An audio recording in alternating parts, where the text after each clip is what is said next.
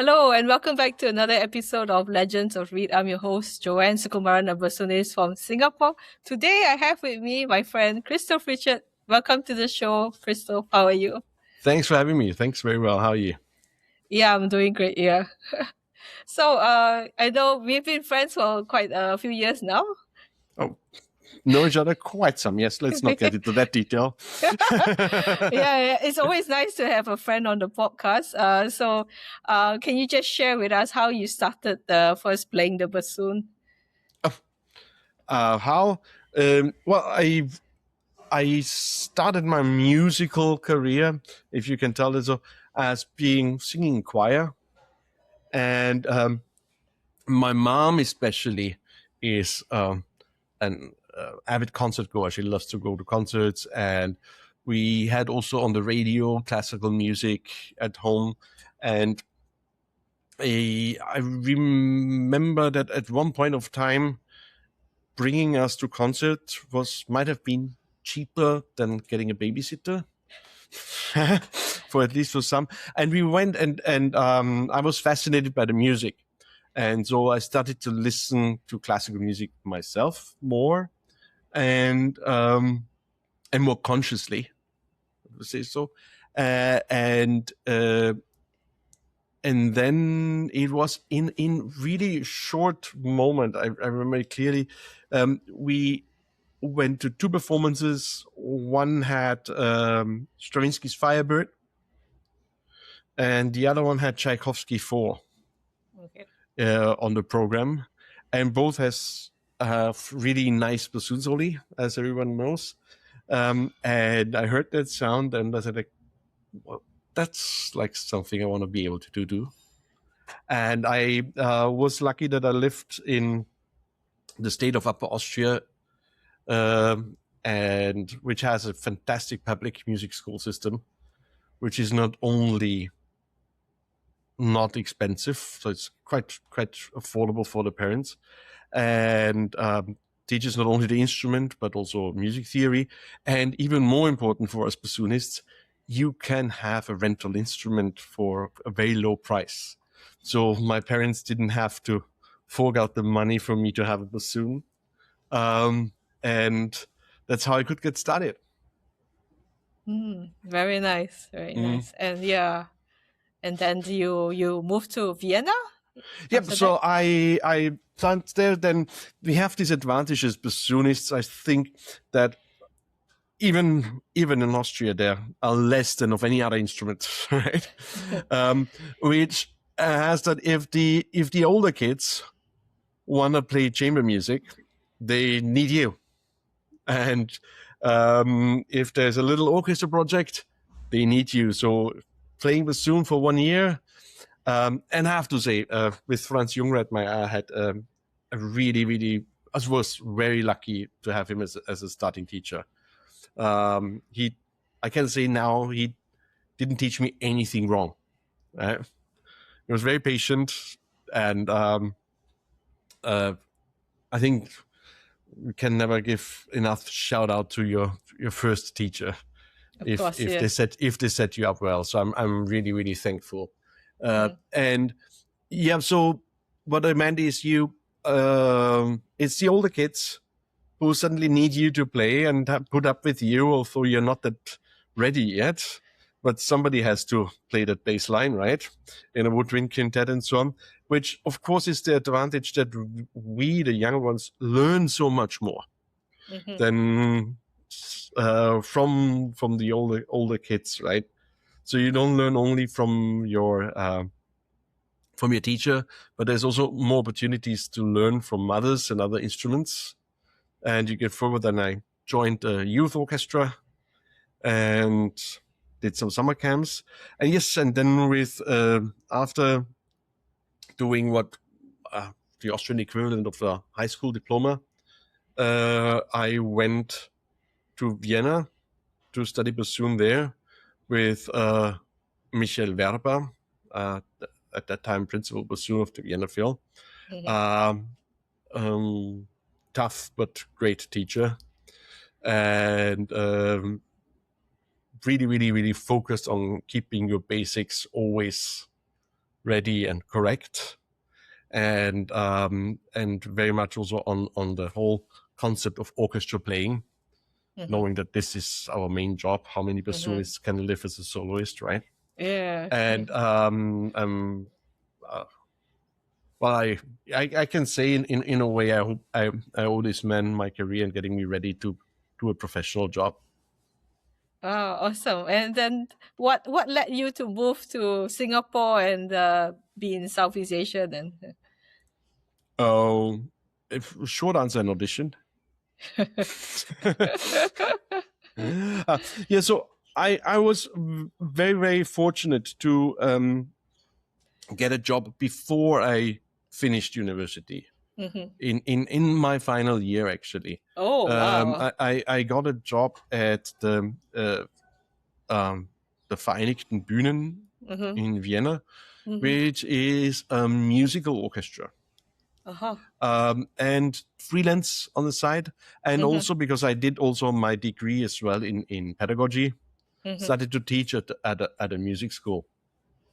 So, and this was good variety of work, but I knew for myself that the job in a musical orchestra as a bassoonist is, let's say, it has an expiry date to it. Yeah. You can't do that, or at least I can't do it forever. Also because there's always a discussion, like if there are budget cuts, right? In a musical orchestra, the first instrument to cut away will be the bassoon. Yeah, and that was on the table. So I ended it there. Was again very, very lucky that at the same time in Linz, which is actually the town I went to school in, at the orchestra there, they needed somebody for maternity leave replacement, which is in Austria a year. So I could do this on a 50% basis, keep my teaching near Vienna and do that. And in between, I was freelancing completely, and I liked it. But freelancing life is bone breaking. Yeah. It's in Vienna, competition is extremely high.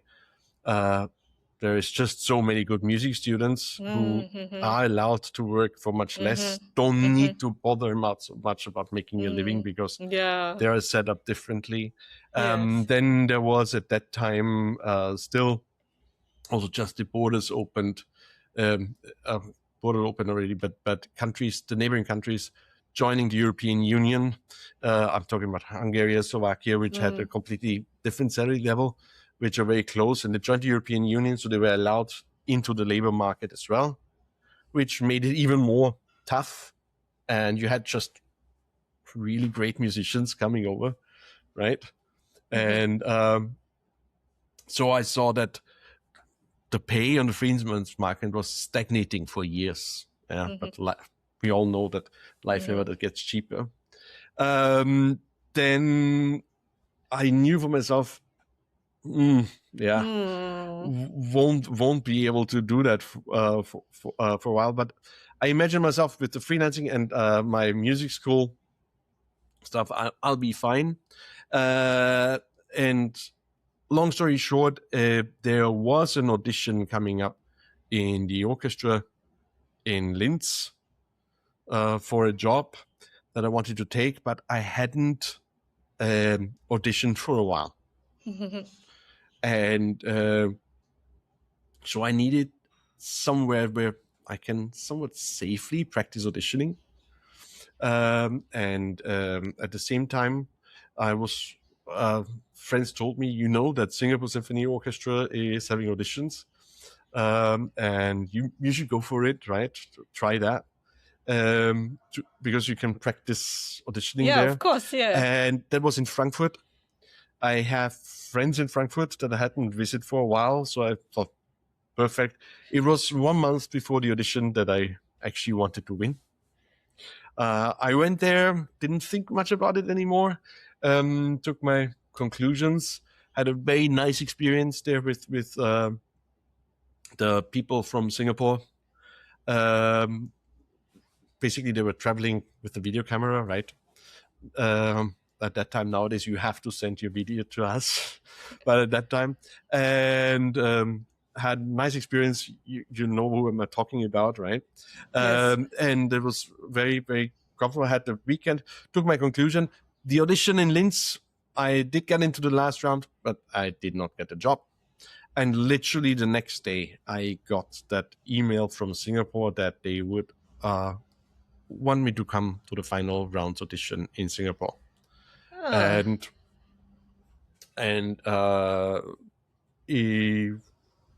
luck has it, there were at that time 2 jobs open, and Insu and me got the jobs. So, and only once I had that offer, I thought honestly, how would it be about living in Singapore? So then I thought freelance market in Vienna, nice, but exhausting.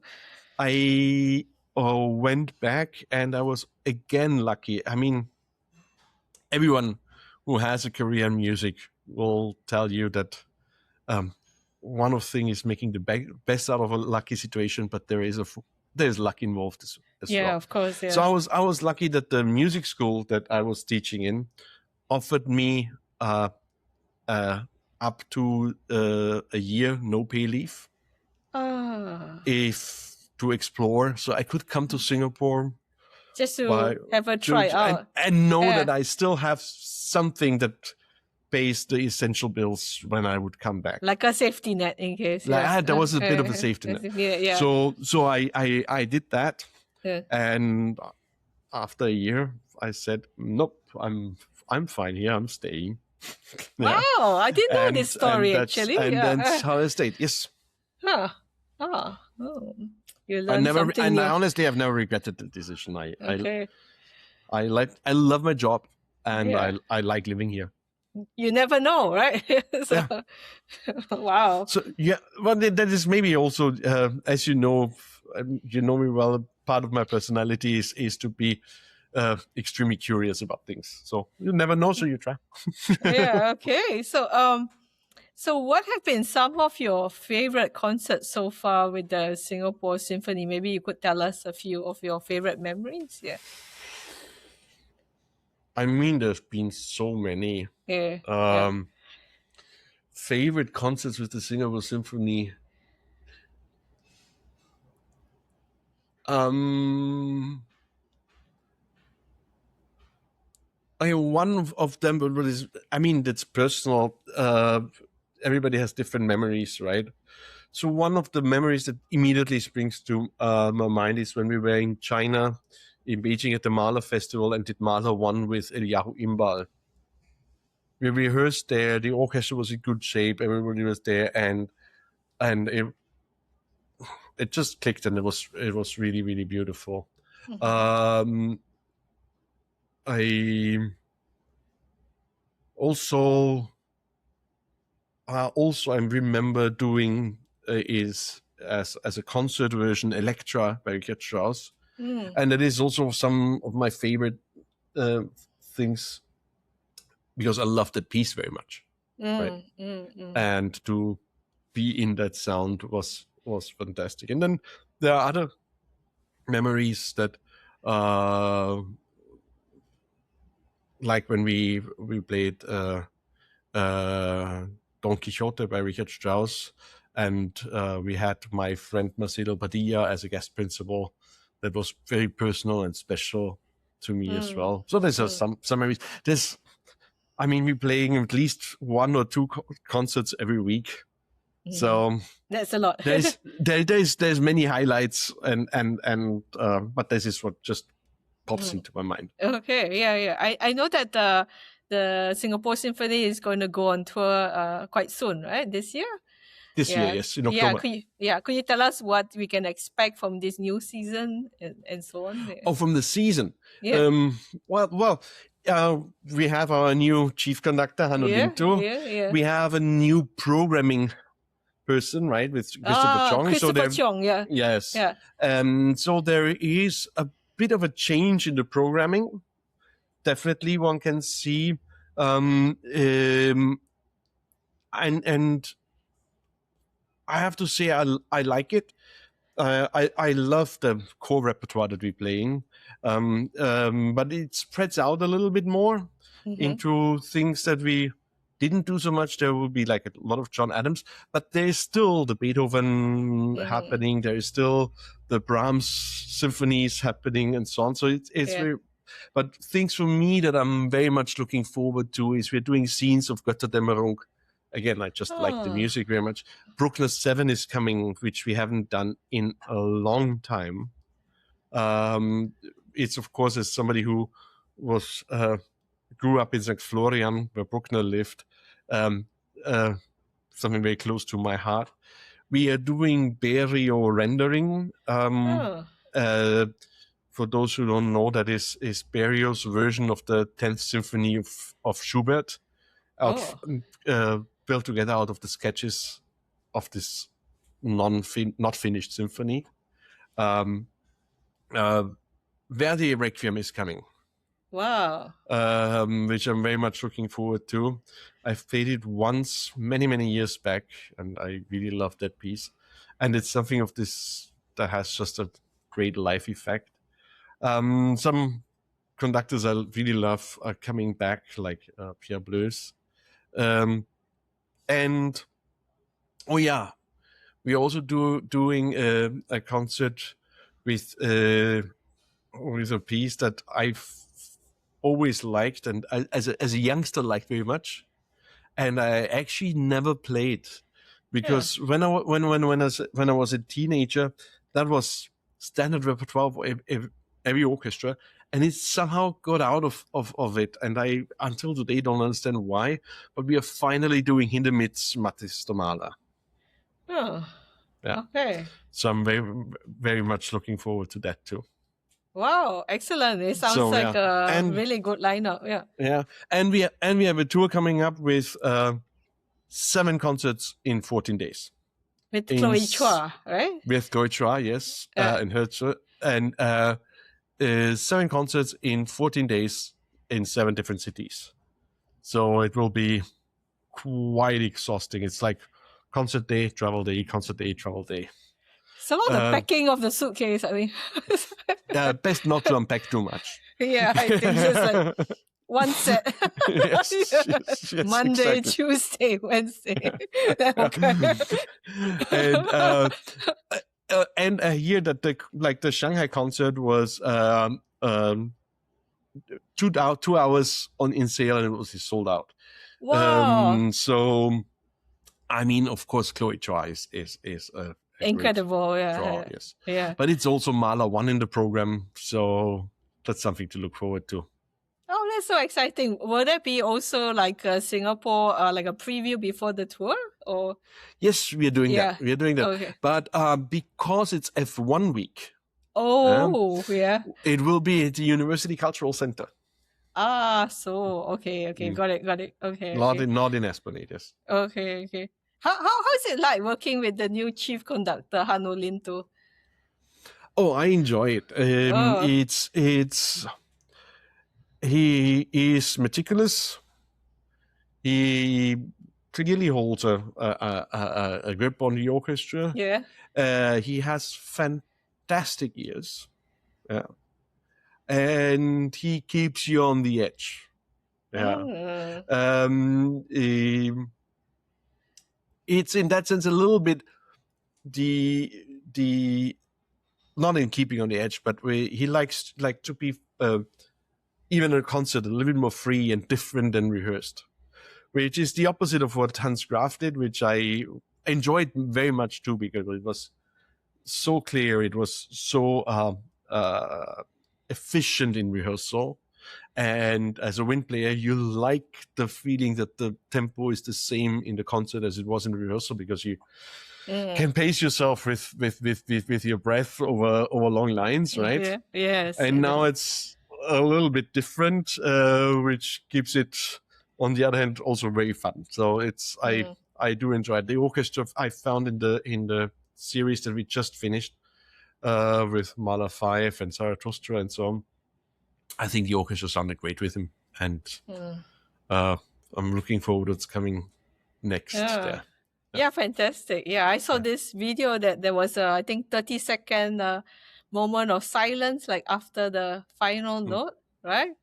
Before the applause came in, right? There's so much. He has a very commanding presence. Yeah. Which is nice. Very nice. So and I think it comes across to the audience. Yeah. Okay. I was wondering, because I feel that working as a second bassoon or playing as a second bassoon is often a very challenging, right? Do you have some tips for us, like playing successfully and orchestral etiquette, in this sense? Yeah. Very good question. Yeah. Very often we hear about the big soli and talk less about the second bassoon part. Yeah. I personally feel it's a different job than first bassoon, and a job that requires a little bit of a different mindset and requires also different material. So it's not that a first bassoon player or second bassoon player, they cannot switch, right? But if they're set on their part to do that well, they can't switch that easily. Not like one day I'm first, one day I'm second. Because firstly, as a second bassoon player, you have to be able to play much softer than the first. But you also have to play much louder than the first, because you're not only a section member of the bassoon section, you're also the bass line of the entire woodwind section. Yes. And a balanced chord starts from the bottom, right? So to have a really round sound, the bottom cannot be softer than the top. On the contrary, normally, if except there's a melody line in there, but if it's just a chord, we know proper blending, the loudest part is the bottom part, right? Which means that you have to be in loudness trying to get there where clarinets can be. And we all know that they can go very loud. Yes. However, the sound doesn't need to be the projecting round one sound, but actually it's more helpful to have a sound that is maybe a bit brighter, that has a better chance to blend with the cello and double basses. Yeah, you want a more blending sound, which means it has a bit more overtones, it's a bit more rich, and therefore sounding a bit bright, especially close by, which means your entire reed setup is built for that, right? You'll never have to have this like really warm sonorous sound of the soli, because you're not playing them. Yeah. But you or very rarely that there is a short bit, right? But you have to have these other things. Secondly, you're in a way also responsibly to link the woodwind section intonation-wise to the rest of the strings, right? Yes. That's especially in Beethoven symphonies, Brahms symphonies, which needs you to have.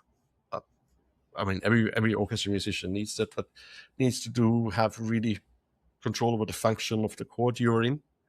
And another thing for real blending is you should theoretically always finish any chord slightly behind the last one before everyone, slightly behind everyone else in the woodwind section, so that tapers out into the bass, right? You have a round ending if there is not a cut-off meant, right? So you have to have that alertness as well. So and so I think the second bassoon there, in some cases also contrabassoon, is a little bit like the bass trombone and the tuba in the brass section, needs a little bit of a different thinking, because you're not only part of the woodwind section, you are really the link between, in a way, the entire woodwind section and the rest of the orchestra. At least in my understanding. Sounds maybe some people will say that sounds cocky, yeah, but that's how I feel it. No, I think it makes complete sense. Yeah. Yeah. So intonation control is extremely important, and if your colleagues trust you after years, you are allowed also to sometimes say something, right? To keep that balance. And I also think, because you have that function, you need to be also a little bit of a settled personality, if you want to say so. So a bit more composed. Yes. Which is something I sometimes struggle with. I never really thought of that. Really, even the I think personality-wise, it helps also if you're a bit more of this kind of, like, you are basically the fundamental of the woodwind section, right? Yes, and you should have a little bit of this settled and so trustworthy, more like an anchor, right? Like yes. And there we and that's something, of course, with my personality being very energetic and sometimes also very quick with my words. And not so reflected. It's something I definitely struggle with, but I think that is something, and that leads to the second part of your question, orchestra etiquette. Yeah. I mean, there's so much to be said about it. There's books written about it, right? I personally believe that confidence and being humble are possible at the same time. How so? Yeah. You need to be confident about your own abilities. Okay. Yeah? That's necessary in the job. Otherwise it grinds you up. Yeah. Right. But you can be also very, very humble. And in most orchestras, there is not much rotation. So it's the same people sitting next to you. And once you have your job for 20 years or more, so it doesn't need anyone to be great friends, right? But you need to be trustworthy in any way. I think that is something very essential. And being just a person who wants to do a good job and gets the job done, right?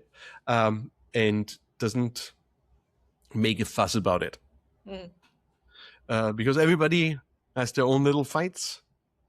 We also I mean, it's not a job where you can take your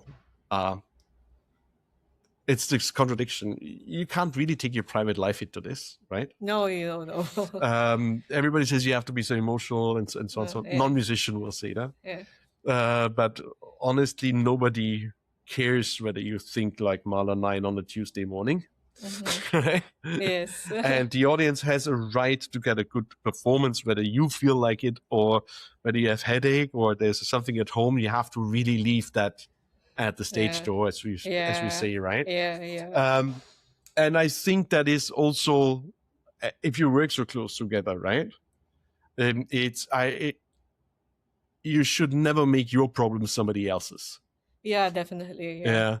And you being, I mean, it's not always possible. And we all, you know each other well, it's family and you know something, but that is what I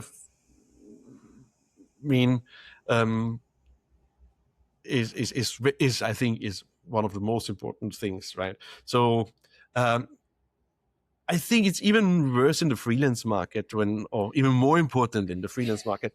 That's also, I mean, I've been a freelancer for quite a while before I got this job. So it doesn't matter how good the gig is. I'm not talking now from my orchestra, but from somewhere else. Doesn't matter how good the gig is. It doesn't matter whether the playing situation is the best, right? Yes. Yeah. You have to do a good job. Yes. Yeah.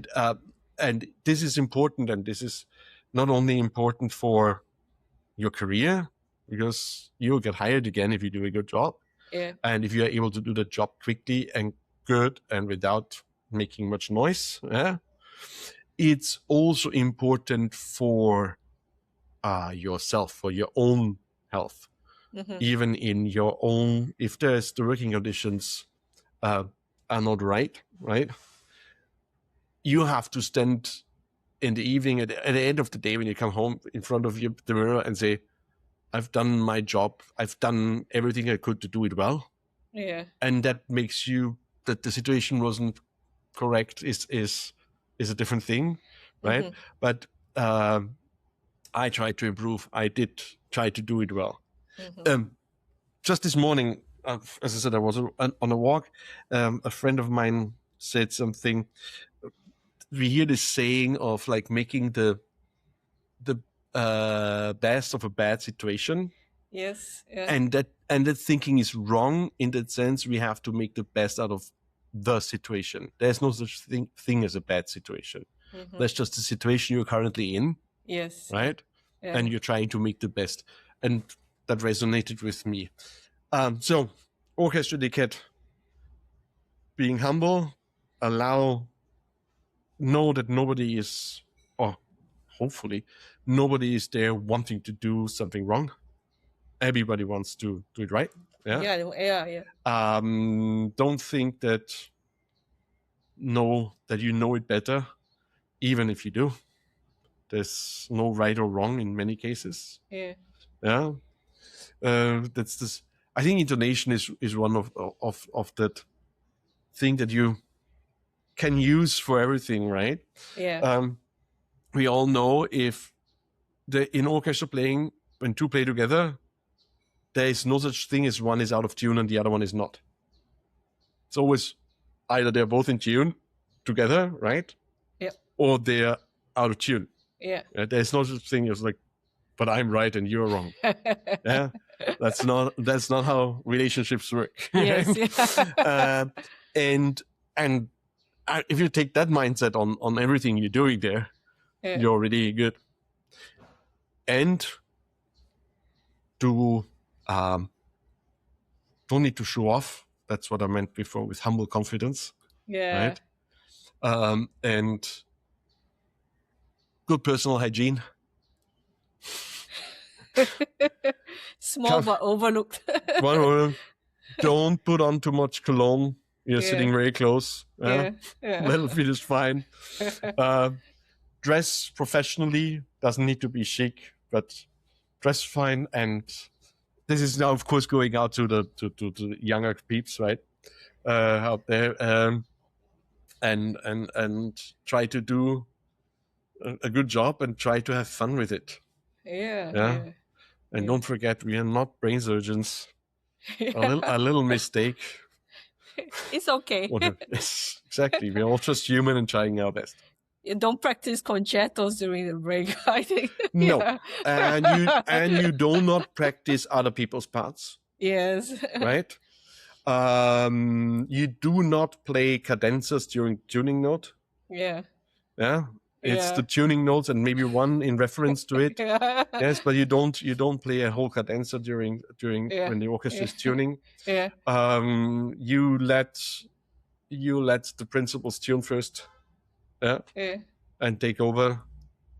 Ideally, you don't need to tune at all because you know what intonation your instrument is and you're prepared so that you have.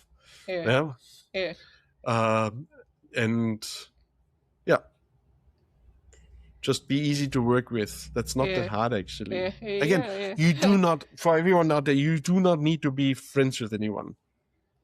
That's fine. You just need to be somebody we can trust that gets the job done. Yeah. Okay. So, moving along, I know you are very busy as a pedagogue, as a teacher. How do you encourage your students to get into a really optimal frame of mind for practicing? Like, how do you approach that? Oh, my approach is changed over time. I have to say I'm very fortunate that I'm teaching mostly kids that are in the National Youth Orchestra. So the motivation is already very intrinsic.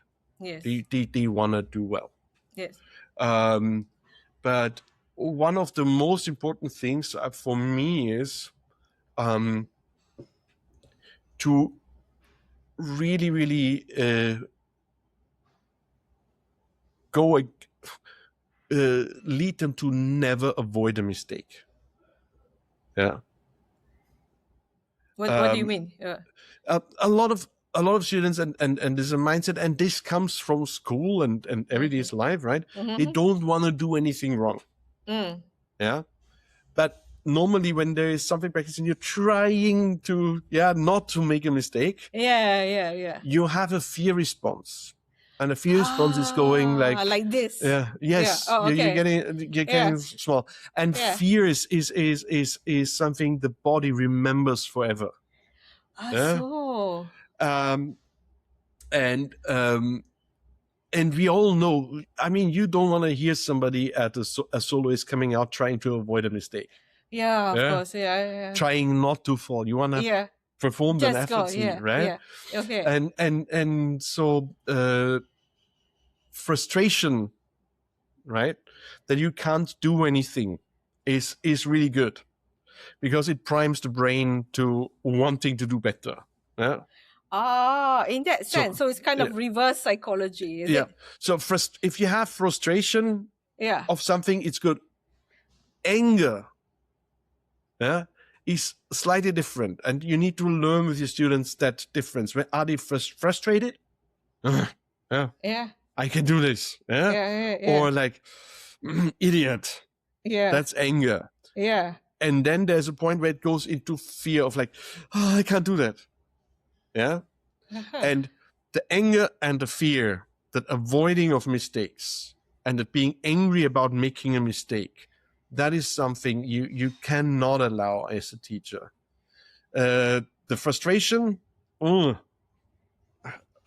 not there yet, or I want this, or why is it not working? That's all good, right? But so on the contrary, then figure out what does it need to be. What is the ideal state? What is good?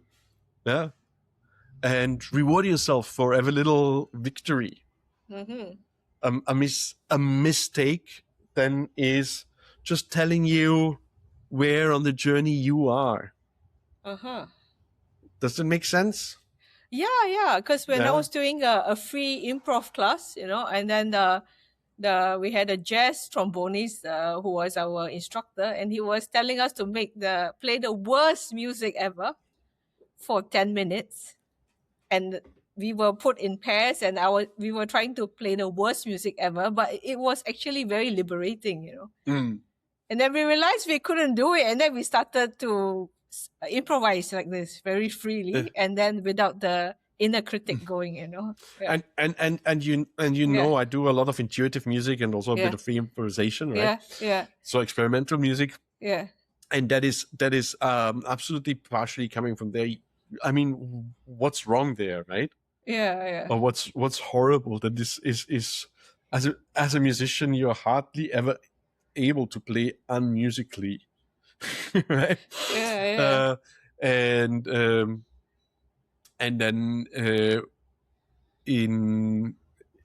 so in that is the main approach for me is always try to figure out what is efficient way of motion, what is the sound that I want, what my body needs to do, what is good, right? Mm-hmm. Yeah. And trust that your entire nervous system will train you in a way of what's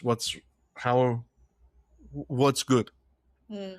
But if you don't train yourself to be afraid of anything, right? Because as it is with fear response, that is every moment of fear is a strong memory for the body, and it's a physical memory, right? And that is frustration, or is frustrating, and that makes kids then stop.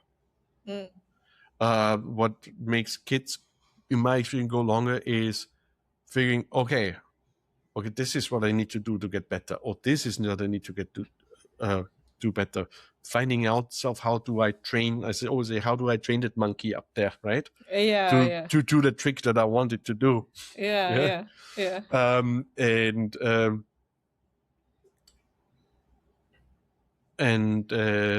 that is one of the main things. Then, of course, you need to teach patience, which is very hard. Was always hard, is in our times nowadays even harder. How do you go about teaching your students to be patient in their progress? I try to use a lot of play. Play. Yeah, a lot of games actually. For me, it's also to really celebrate these little victories and celebrate them as progress, right? Yeah. To see, hey, there was something you couldn't do just 10 minutes ago. Yeah. And now, and it seems weird, but actually this fingering combination is difficult, right? Yeah. Just start thinking of what your fingers and your tongue are actually doing there, right? Yeah. And you figure out, no, that's not easy for your body. Yeah.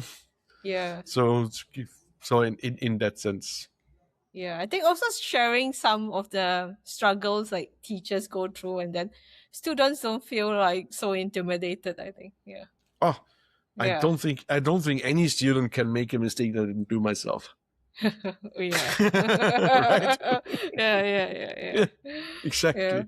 Yeah. So I know that you are also quite experimental. You like to play a lot of contemporary music. Yeah. What do you enjoy about playing contemporary music?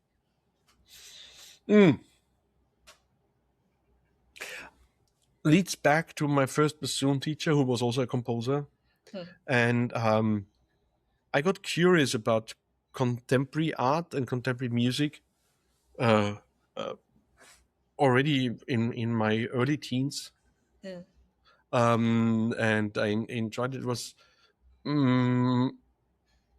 maybe it's my curious mind in the sense of there's something I don't understand. I want to figure out what it is. Okay. Oh, yeah. So and the my dad also would, and my parents would bring us to contemporary art exhibitions, like even abstract art and so on. So maybe that some music can be completely abstract. Yeah. and deeper finding out was something that was for me not such a big mental leap. Mm. And then maybe also that we all remember that when we start to get into classical music, there were some pieces that give us just simply the chills, right? Yeah. And we listen to it over and over again, and we try to find new of these highs by finding something more familiar, right? Yeah. And for me, part of that was also to find something in a completely different style there. Okay. Yeah. And then it was also, of course, because I had contact to composers at that time. So my first bassoon teacher was a composer. Our music school theory teacher was a composer. There was a composer living in the village where I grew up who was commissioned symphony, so quite successful composer. So the idea of contemporary composers was something that they're out there, right? It's something I saw. Yeah. I saw simply, and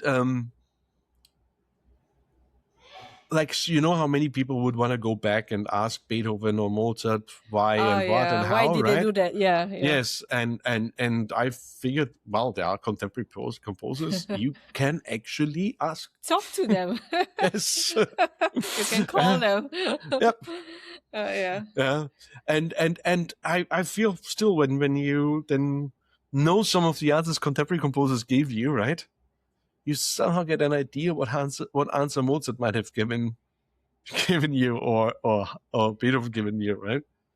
Yeah, I find it quite unusual because I was in the band for this workshop with the contemporary ensemble, and then I realized that you can actually talk to composers, and then sometimes you respect the score so much, and then you tell the composer this is not working, then the composer says just change it, it's fine. Yes. You're like, oh, okay. Then you realize that you actually have a lot of freedom. Yeah, I mean, we're living in a time that is where it is more democratic. Right? Yeah. And also the music world is more democratic. Like in some of the pieces I've commissioned, I've been really part of that creation process to an extent of like, well, there can we achieve the same effect that you want some way differently somewhere so that I don't have to practice it that long? Right? And cancel the whole week. and they say, oh, it's difficult, but what if we put it there and there again?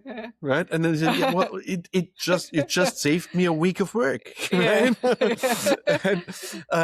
And it is this communication, dialogue. That is, and I figured out the composers enjoy too. Oh yeah, right? Yes. Because they learn something about the instrument, they learn something about that too, and there is only very few composers who get a high of making your life harder than it is. Some are, and they have their reasons for that, right? And their reasons are very, very valid. Like when some Ligeti wrote some of the really difficult stuff, he wanted that energy that comes with the struggle. Right? Okay. Yeah. So it shall not sound easy, because when it sounds easy, it has a different energetic flow from the musician. Yeah. Which is valid too. You can recreate that too, but normally you can have and I've just had work with a piece that is not published yet, not performed yet, so I won't tell anything about it. But where I said, well, do you really not need to notate every note there, because the effect is just a flurry, right? Mm-hmm.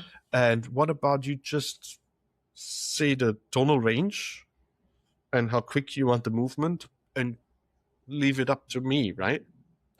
Yes. And because you want something light and easy and Yeah. not like, and the composer said, yeah, actually good idea.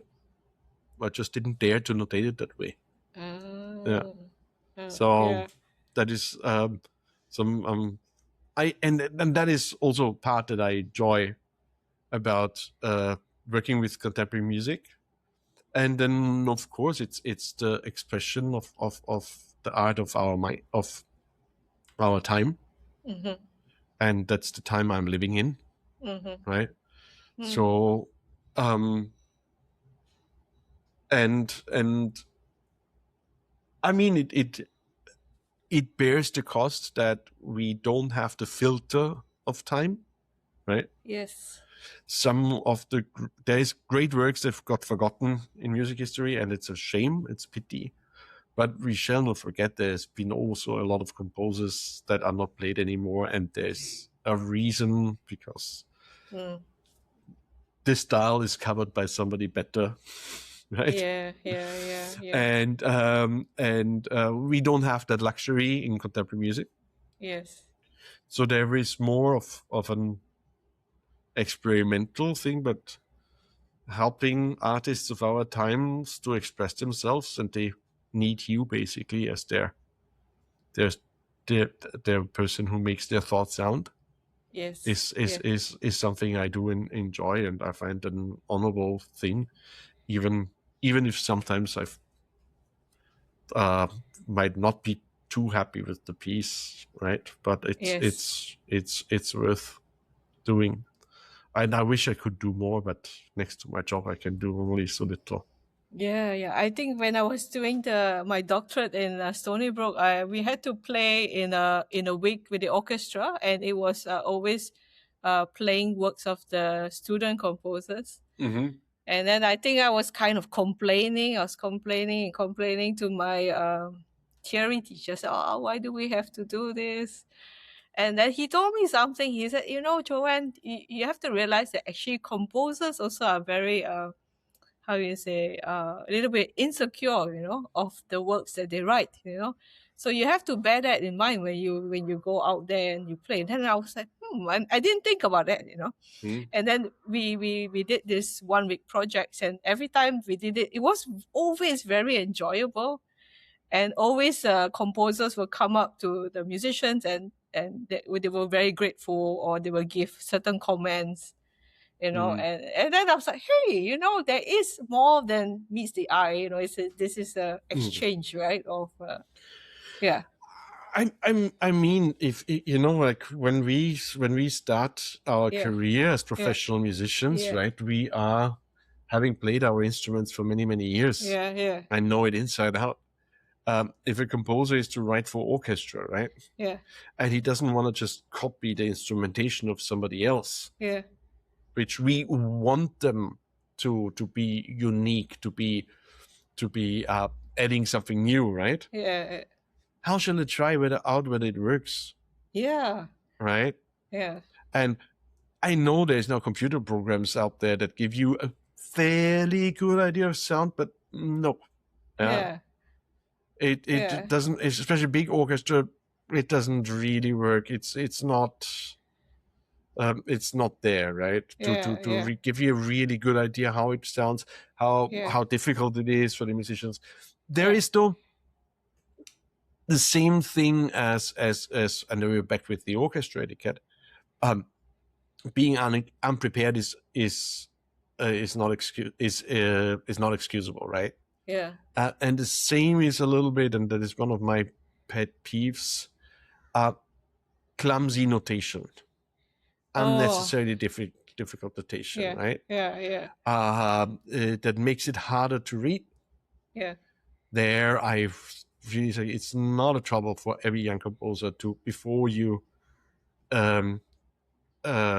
finish and you send your parts off to a professional orchestra or to a professional musician, to have and you're not in a workshop atmosphere, but you're really setting off, then you'll have the duty to ask a professional musician, hey, does this notation work, right? Yes.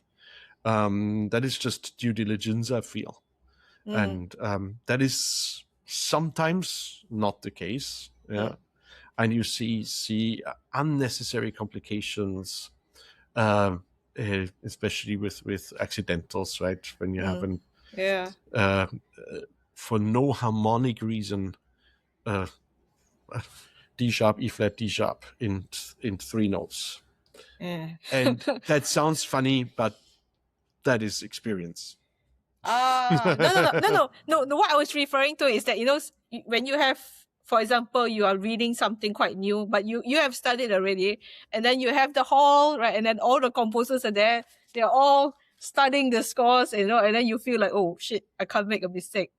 That was what I meant. That okay. My professor saying you don't realize how insecure they are on the other side. Okay. Because because they don't know how it's gonna succeed, right? So I was like,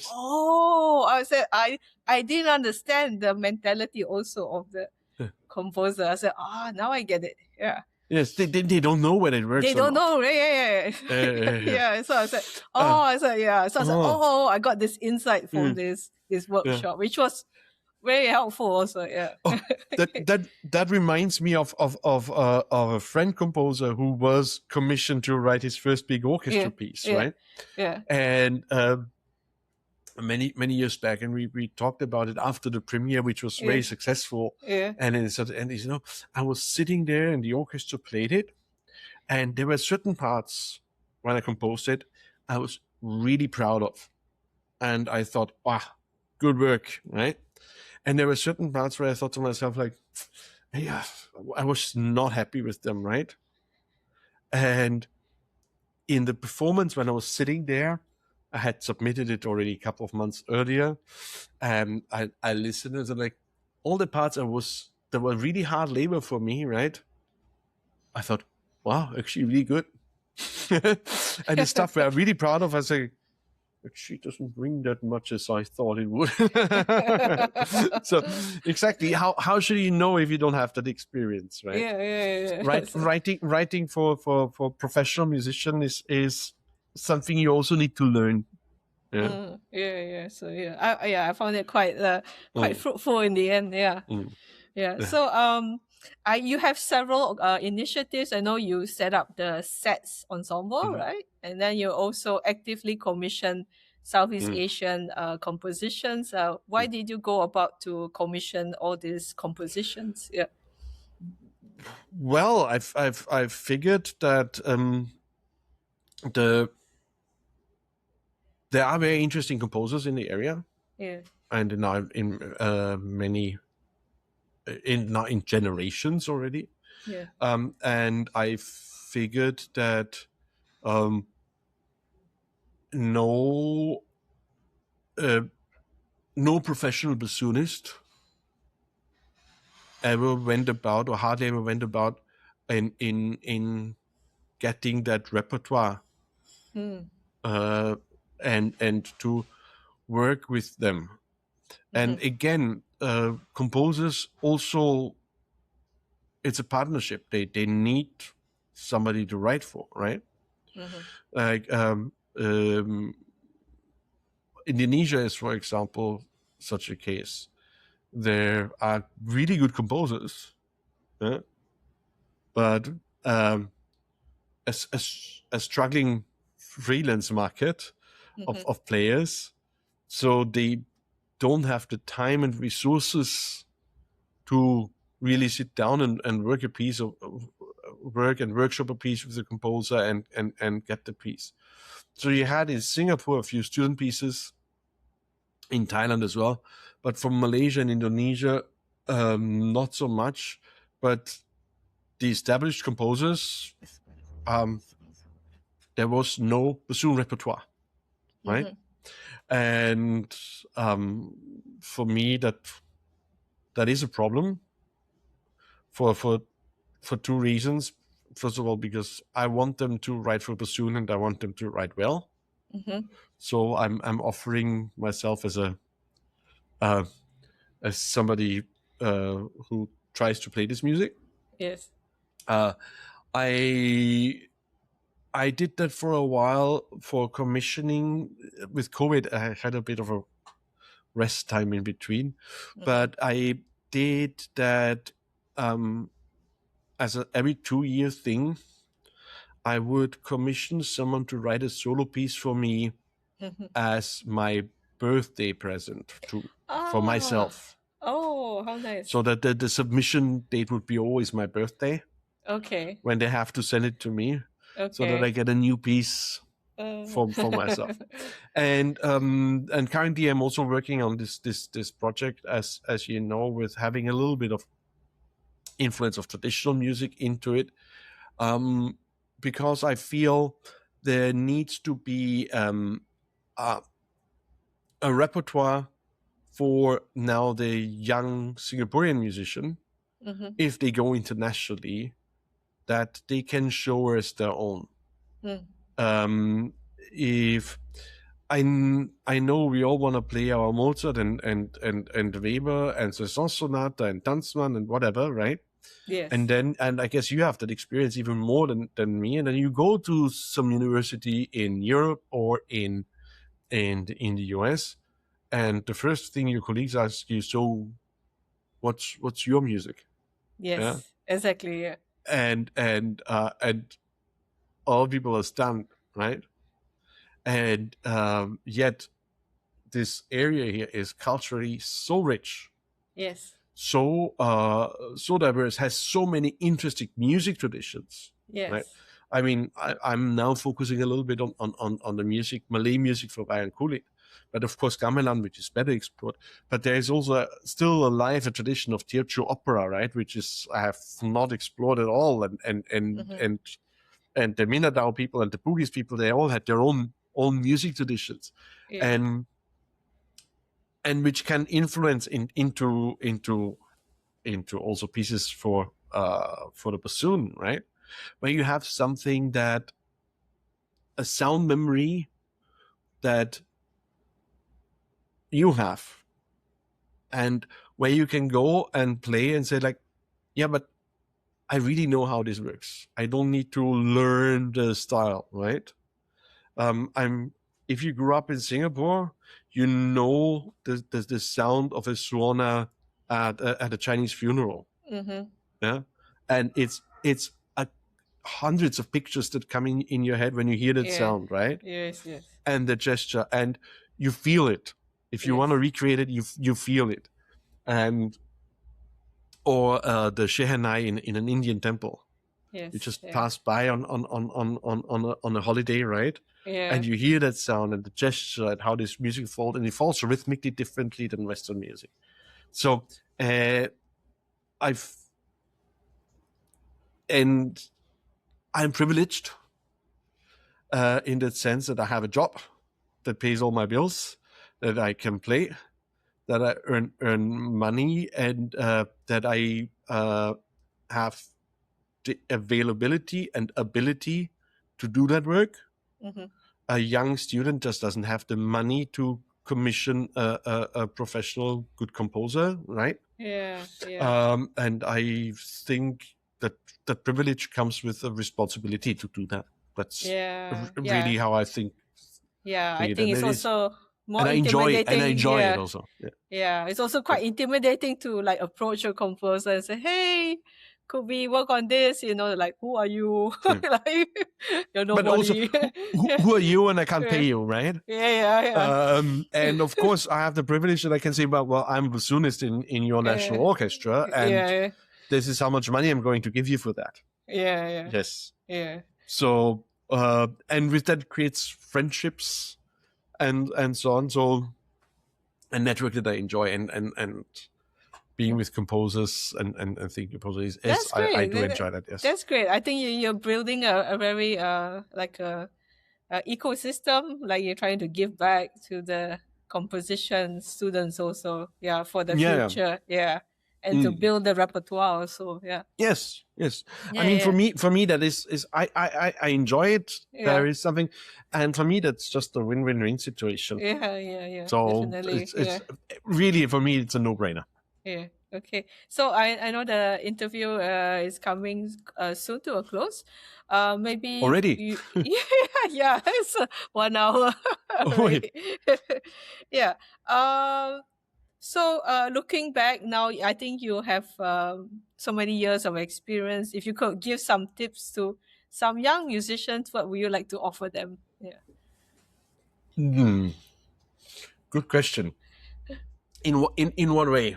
Like if they are feeling like how do they make a career for themselves, especially Mm, in Southeast Asia, which is quite I mean, we have different countries, but they're all culturally very different, right? I think, yeah. yeah, yeah, yeah. Yeah. Um, so I mean, there's is two different things. When you want an orchestra career, you you need to practice. You need to practice hard. You need to practice very smart. Mm. Read all the secondary literature on how to practice better, become as efficient as you can be, and again, work on your confidence and be humble about it, and try to work for your own self-worth in any situation. Yeah. If you are, I said before, there is luck to it, and I'm pretty sure that every orchestra musician who has a career in orchestra musician will tell you that they had a portion of luck, in the sense that you just happened to be the right person at the right time. Yeah. And you were on that level that they wanted, and there was an opening, and so on, right? But in German we have that saying, das Glück der Tüchtigen, which means the luck of the diligent, which is actually what it is. You need to put yourself also into the position to be the lucky one. Yeah. You can't wait at home to get a call. Yeah.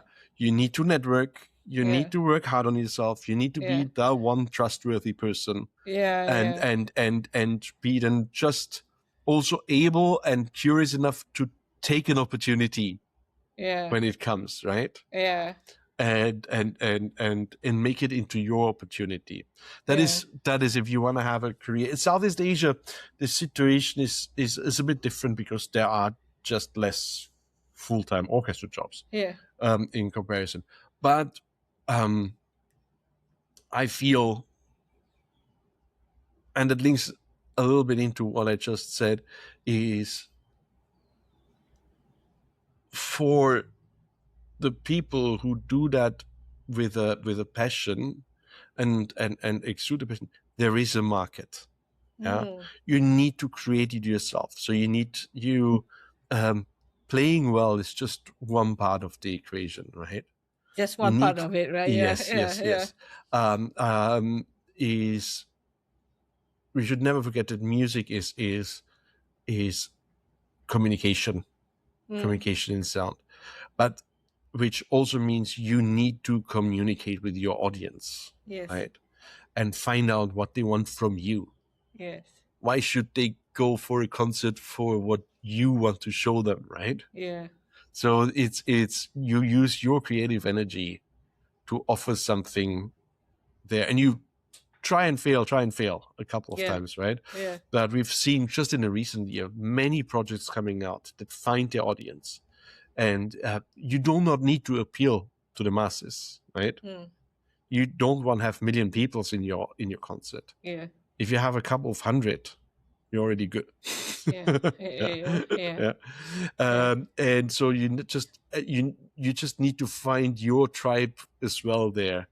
It sounds a bit wishy-washy, but I do believe in the luck of the diligent, because it's what I've seen all around, with again that positive energy that that I meant before, of not trying to avoid any mistakes, but to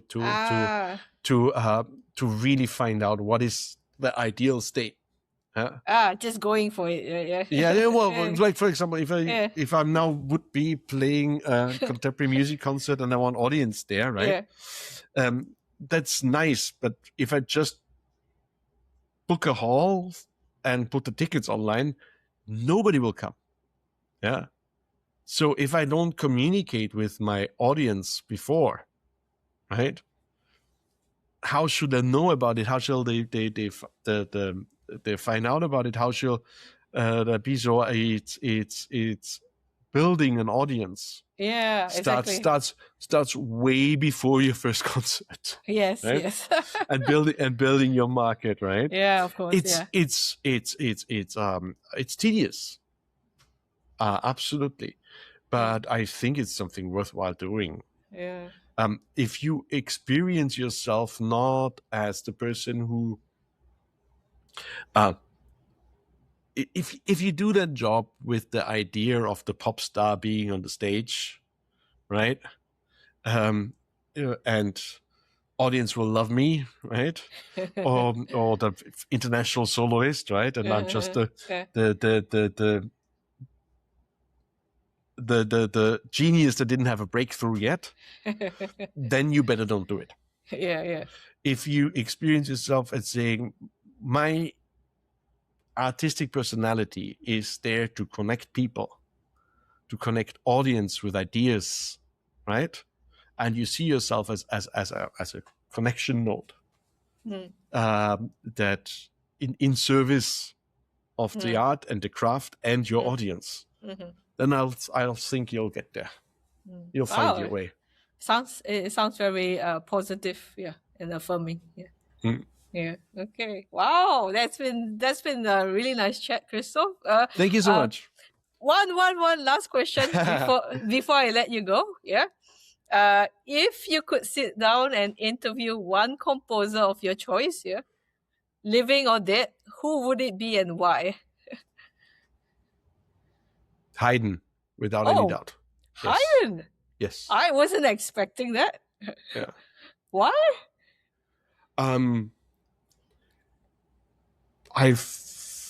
First of all, it's a time period this man lived in. Okay. That is extremely exciting, over the French Revolution and so on, right? And so many changes. Secondly, some people say Mozart or so, right? But I think Haydn was this reflective person that really would have been able to be also the great teacher that he was to many, right? Papa Haydn, yeah. Yes. Yeah. So I would want to talk to composers who've been also teachers. Oh. Like where you know that they are able to communicate what they're doing. Yeah. And I think he would be this, in my opinion, the gentle. There's this image of the Papa Haydn that is definitely a little bit too much, but a person you could have a really interesting conversation with over a meal. I would want to have lunch with him. Yes. Yeah, the fact that Mozart dedicated 6 quartets to him. Yeah. Beethoven came to Vienna for him, right? Yeah. And I think Mozart would be this person who is scatterbrained and all over the place. Like this, and all in his music, right? Yeah. And Haydn would be the one that calm and stoic. Yeah. at least in my imagination. I did pass the Haydn house in Vienna, actually. Yeah. Who would it be for you? Very good question. I mean, I'm a little bit biased. Yeah, I went to Mozart's grave, so yeah. I think either Mozart or Bach. Yeah. Bach more, yes. But for Haydn, what would me also is this extremely exciting time he lived in, the start of Enlightenment, the change of a system. This is when the world started to become more familiar to what we know nowadays, right? Yeah. Okay. Thank you so much for your time. Thank you so much. Yeah. Danke vielmals. Yes. I hope to see you again soon in Singapore. Yeah. See you soon. Okay. Thank you. Bye-bye. Bye. Bye-bye.